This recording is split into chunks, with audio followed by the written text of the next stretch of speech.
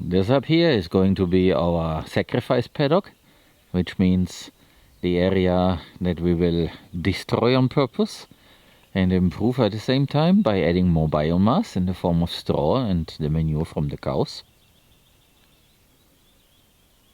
So that is the place where we can keep them while we have no other place where they can go to graze. So this is what I called in previous video the garden. This is a soil building effort. So we have some potatoes in there and other things will follow. And there is a slight slope. And the idea is that any nutrients that wash out from the area where the bovines will be will come to that area. And we will cover the stones also at some point. But that will be with the material that the bovines are going to create up there. This young oak tree will be protected and excluded, and later it gets the spent straw around it as mulch and to build soil around it, and also of course to cover the stones. And this pile is going to be moved as bedding so that they can trample it, urinate on it and manure on it in order to make soil for us.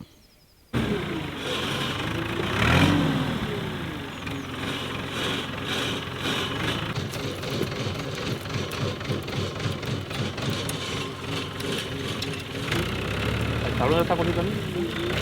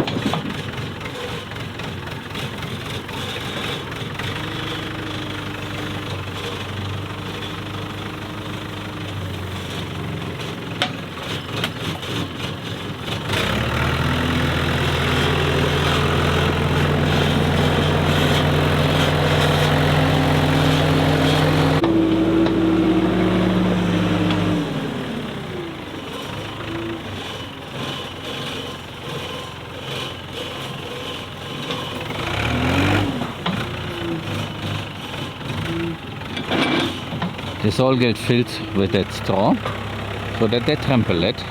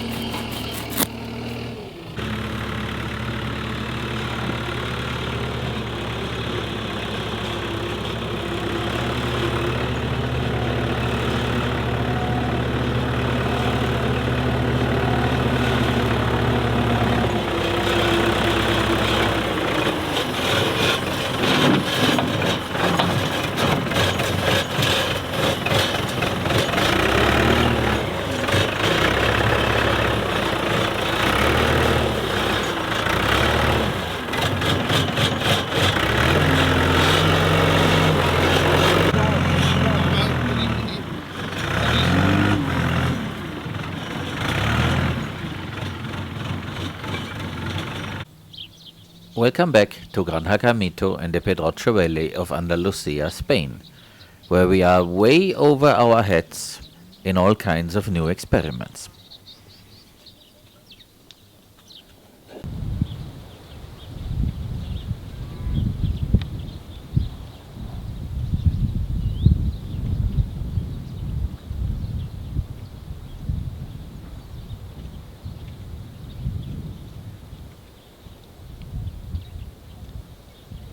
So last night and the days before we did receive some heavier rainfall, and now I'm a little bit wondering why this looks pretty much the same as it was before.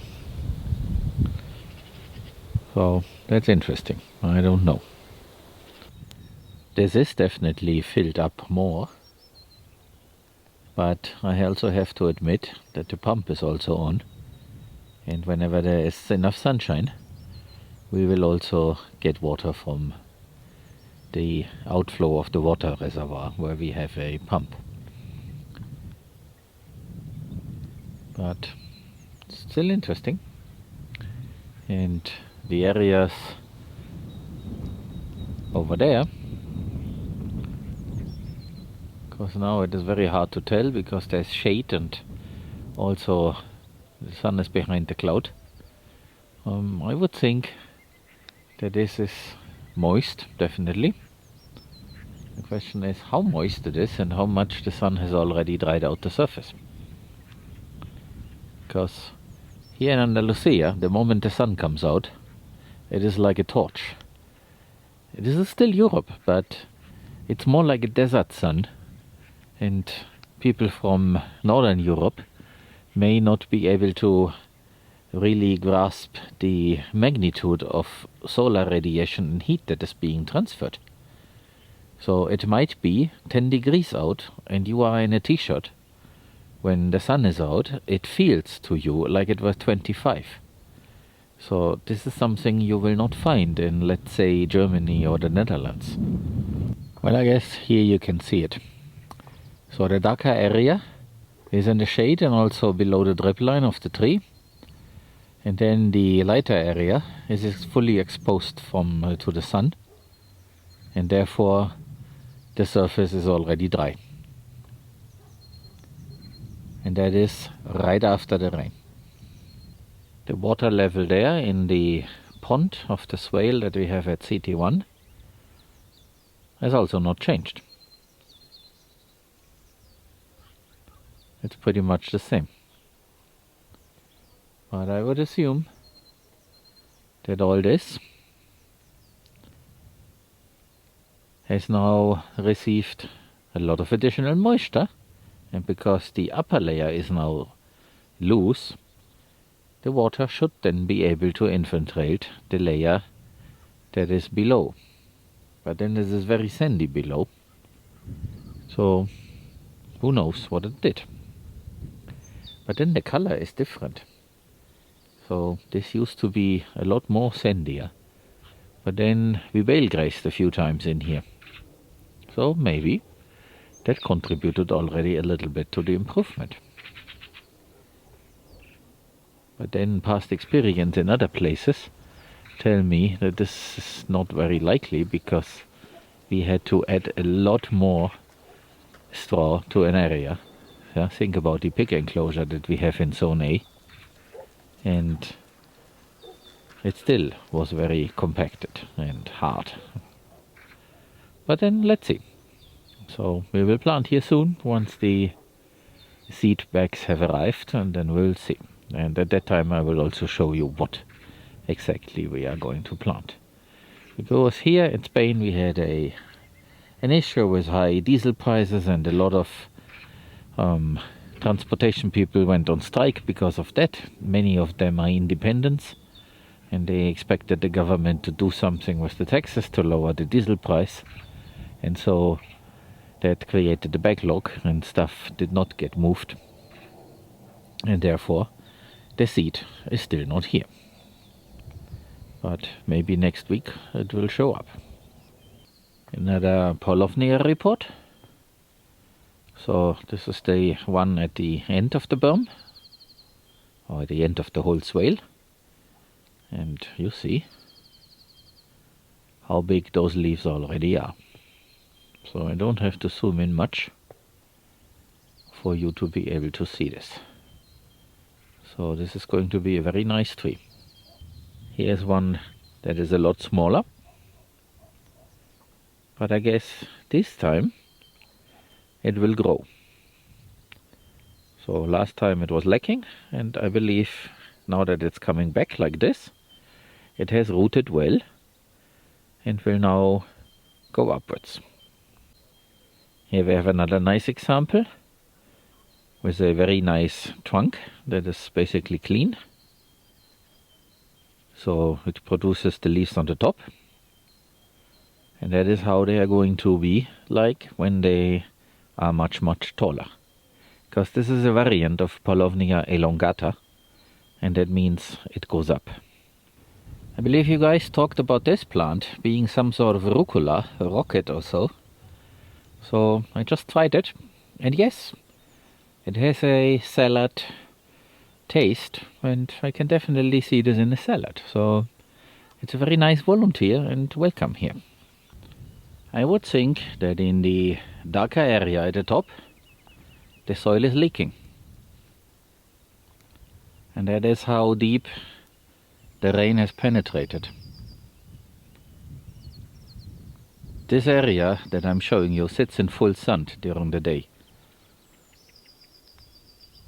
Of course, now half of the day has been without full sunshine. The sun is out for maybe an hour now.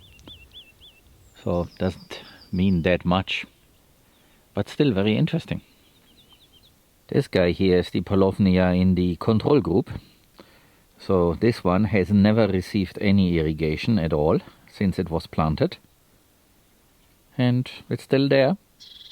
Of course it's lagging behind.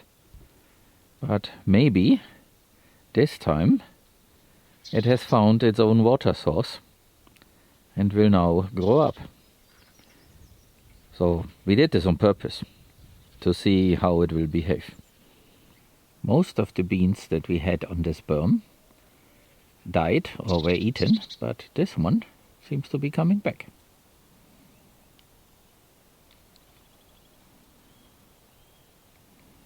It sits there pretty much alone. I may have mentioned that before, but maybe I say it again. So this is the big swale in the area that we call CT2 on top of the other big swale. And what I want to mention is that below the berm, so there where the fence is now, in this area we want to plant a lot of vetiver once we have a lot of vetiver. That is why we plant vetiver, to have more vetiver. And that vetiver is then going to be used as mulch for whatever we want to mulch on the berm to the left. And also the big leaves from the Paulownia trees are for mulching and for shade also. And the trees that are in the center of the berm are supposed to provide some shade to the berm, and they will stay for a long time, while the other ones that are planted at the bottom of the berm, they are for harvest in a couple of years. So supposedly this type of tree is ready for harvest after just 7 years. So let's say in our conditions 7 years and a little bit. But it really doesn't matter, because we don't do this to harvest the wood. It is just additional biomass, but I don't mind having some additional wood available, because we can construct things with that wood. Need to get a wood miser or another type of saw here, and then we can process it. But the strategy is to build soil on that berm for quite a while and then use it like a garden. So this is work in progress, and we're following a strategy. And the strategy means add the vetiver so that we have more biomass, because there is no biomass that we can bring in from outside other than straw. It is not available. This is southern Spain. People don't have gardens. They have potted plants hanging from the wall, and that is very famous. Look up potted plants Cordoba and you will find a lot of things. There are even events around this. So it's a important thing. But this does not produce waste from a garden that you can use to make compost and all that. Does not exist in this area. So whenever you guys talk about compost, I say, yeah, I would love to have compost, but first I need to grow the stuff that I can then compost. This is not the same as in areas where there's a garden culture and where there is a lot more rain throughout the year. Here it rains until the end of May, then we have several months without a drop, and by the beginning or mid-September the rain comes back. And the rain comes back. It does not yet mean that there is a lot of grass growing and all that. So this is very different. It is a little bit man-made, but then it's Mediterranean climate. So things from up north don't work here necessarily.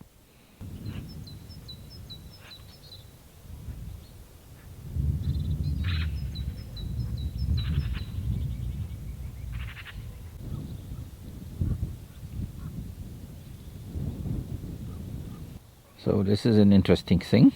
You see, it is wet there where the plow passed, and it's also wet on top of it. And if I zoom in, you might be able to see the mosses there. So this is stone, sand, a little bit of plant, and some of those plants are still mosses.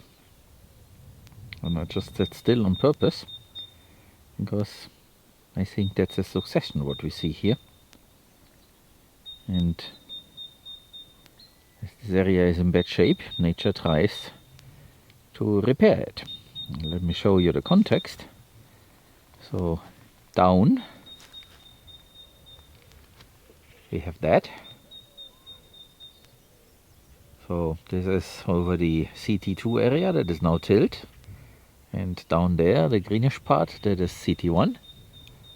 And now if I go back and pan the other side, you see that is what we have. And there are some areas that look like that, and they are a lot wetter than others. So with what we are going to plant, this will then change and hopefully improve also the soil below the surface, deeper down, because the plants that we are going to plant certainly will create a root system, and some of them are supposed to have deep roots, but we will see what we will get. And let me send a message to all the nice people who frequently suggest we should pick up the stones. Yes, I do hear you. And in other areas, your advice would be absolutely right, and it could be done. But here in this area, see what we are actually dealing with. So over here, you see the area that was tilled. You see all those stones? Those are not the stones on the surface. Those are the stones on the surface and inside the soil. And if you till a little bit deeper or use an excavator, you will find the exact same structure for a meter and deeper. After a meter, I know from digging here, comes clay. And then there comes something else, and eventually you end up with bedrock. So this is soil that is full with stones. This is not deep soil full of biomass or very loose. It is basically those stones mixed with something, and that something frequently is sand. So there's absolutely no point in picking up those stones. It's a task like the task Sisyphus had. So you will pick stones your whole life, and this will not improve anything. What we can do is we can build up. That takes time, but I think that's the only way. So we need to create biomass on top of that. And then those stones might become an asset. They are minerals. So hopefully that explains a little bit what our situation here is and why you won't see us rake these stones in or use a machine to pick rocks and all this. This is elsewhere. This is not here in this area. This here is an older construction. This was also dug very early on, might be in 2019 or so. Might be 2019. And we have not planted anything, and it's not in the same shape because it was done with the backhoe early on when we were all learning how to use the machine. And it definitely catches some of the rainwater. It is moist, but you don't see any standing water, except that here is a little puddle, and on the other side it does have like a pond, and I know from digging that this pond at the bottom is lined with clay. That is why the water stays there. And this will slowly evaporate and hopefully help the downslope areas. It does look like it does, but then as you can see, there is a lot of shade, so it might be part of it, but I cannot really say. See, you have to make a swale and then you get this. The shade here in this climate is very, very important, because like I said, you can be outside in a t-shirt when it is 10 centigrades and you feel like 25, and actually it is 25 on the surface of your skin. So this sun here heats up the place from the morning to the afternoon, and it is 20 degrees hotter than in the morning. So there's a temperature difference between early morning and midday of 20 centigrades. You don't find this in many other areas. This is very extreme. And when we talk about plants, we need to get this into account. So different rules apply here. I'm learning those different rules, but you guys who are not here, you should also know. So this is Mediterranean climate, and it's a different playbook than in a temperate climate, what you have in most of the places where you guys live. It is very interesting. Come on down and see for yourself, definitely. But it is not the same. It is very, very, very different. So this here is the area where in the future I want to have a garden next to my house. After all, my family and I have acquired this land as a very large garden around our house. So that has been the motivation, and we are not doing this in order to make a buck. We are doing this in order to have a nice surrounding for living, and we don't mind sharing a little bit with other people. Being it people who work here and make a living for their own family, or with people who come to visit. So this is supposed to be the garden. A garden needs soil, and we don't have very good soil here. So we spread out all this old straw, and this is going to be the sacrifice paddock for our bovine herd from now on until we need a different area. So this is going to be for quite some time, might even be years.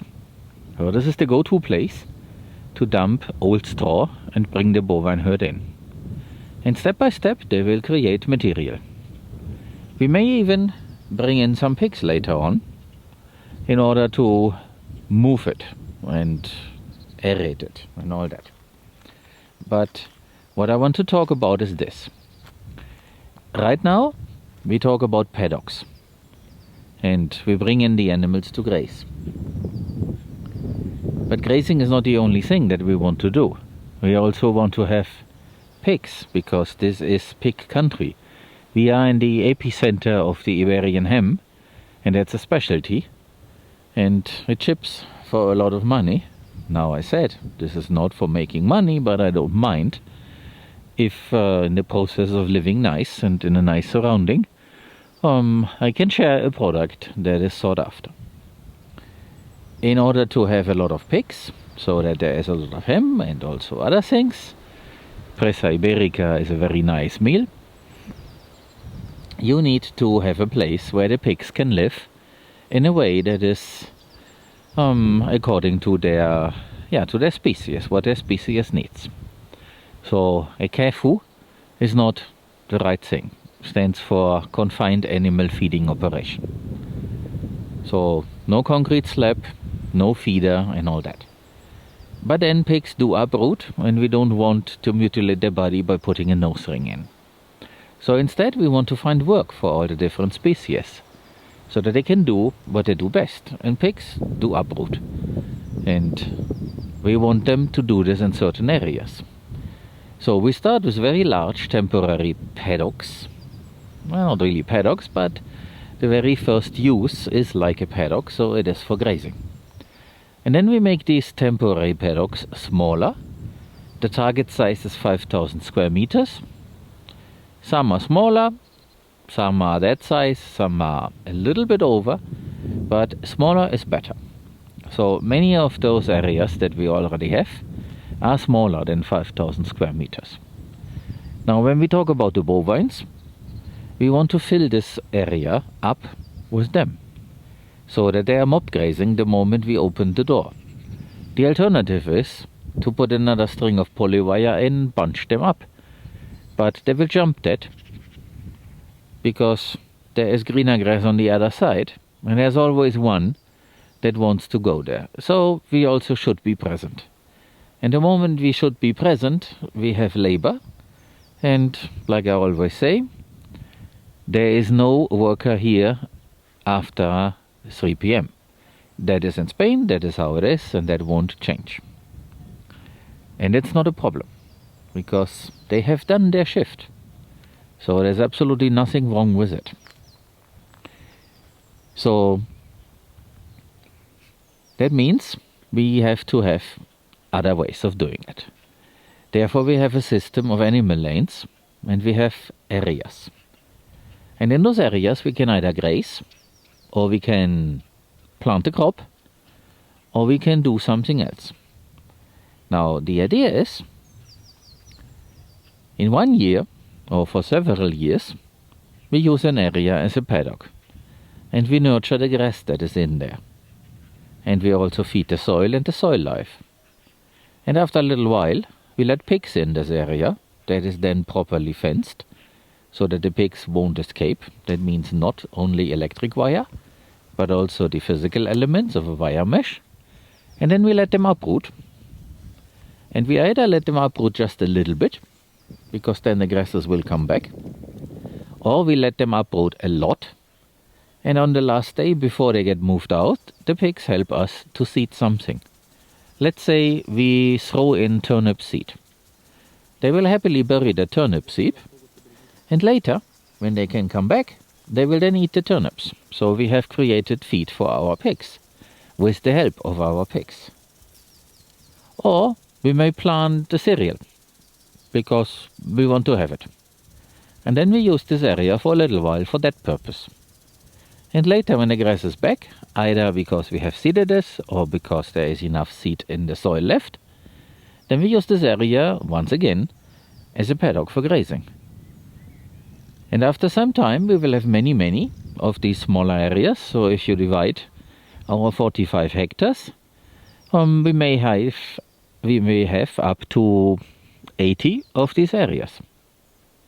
If we make them smaller, we have more. So we have a lot of room to play, and we assign a role to each of these zones in a given year. We then have a big plan, which area to use for what purpose, and take also into account that we want to improve each area. So we rotate animals and crop. So it's basically rediscovering all the good practices from the past and combining them into a new mix and applying this here with a little bit of help of an application that helps us to manage this. You can do this on paper, but an application helps you a little bit because the rules are coded and you cannot forget them. So that's a little bit of an overview and a view into the future, why we are doing what we are doing. I hope that clarifies a few things. So this there is an attempt to signal to the bovine family, please don't go here. If they do, it's not a problem, because it's the animal lane, but we want them to turn right, and right means that they should find this open part here and just go in there. They can see this. That is why we have this back there. It reflects in the sunlight and it should get the message across. And for us it is easy to remove because we can simply lift up this. So this is easy to unhook and then we can drive through, or even bring them to a paddock down there when this paddock becomes available. I hope this works out. This here is at the entrance to the compound. This is the triangle of the 3 Paulownia tomentosa trees. They grow a little bit slower than the other ones, but they are established and they have not made any leaves, but it looks like they will come out very soon. And this is also the area where when the horses are in the compound, they come and they have foraged here. But they also declared this area a little bit their bathroom, or their toilet actually. And they have manured here, so this is good for this area. Growth has been rampant, and they have trampled some of the material. And so this continues to grow very good in here. And I believe the trees will also benefit from the additional nutrients. At some point we might throw out some flower seeds or something like that. The idea is to make this area look pretty. But before we go that far, we want to do something to the fence. And this time we were not able to actually do this. We have some thicker fence posts that used to be beams for the old kitchen that we demolished. Those are branches from oak trees. And they make also very good tall fence posts. And we want to plant vine along this fence here, this tall fence, to block it a little bit. So to block the vision a little bit, because it's a road on the other side. It's the easement. And have some shade in here. But that has to wait until the next autumn. And then in January we can plant the vine. It was not meant to be this time, but it doesn't matter. The trees are there. That is what counts in the beginning. That was it for today. Thank you for watching. I hope you enjoyed it. I leave you with a few more images from the early spring growth here at the entrance to the compound. See you in a couple of days here at Granja Caimito. Bye bye.